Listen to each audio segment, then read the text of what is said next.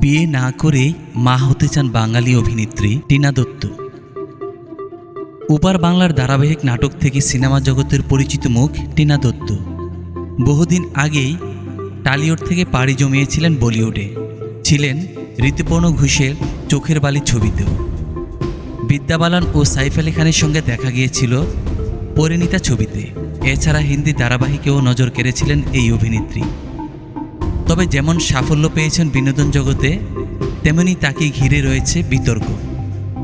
৩৩ বছর পেরিয়ে গেলেও এখনও বিয়ের পিঁড়িতে বসেননি, বরং বিয়ে না করেই মা হওয়ার ইচ্ছে রয়েছে তার। কেরিয়ারে সাফল্য পেলেও প্রেম জীবনে পাননি সুখের দেখা।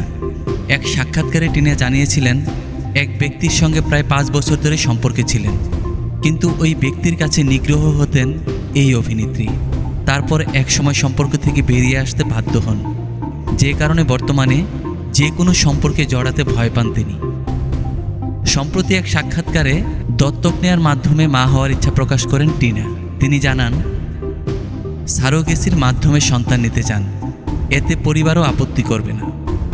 তার কথায়, আমি সুস্মিতা সেনের মতো মহিলাদের প্রশংসা করি।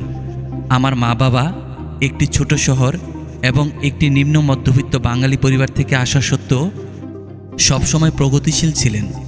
আমি সারোগেসি বা দত্তকের মাধ্যমে সন্তান নিতে চাইলেও তারা কখনো আমার বিরোধিতা করবেন না।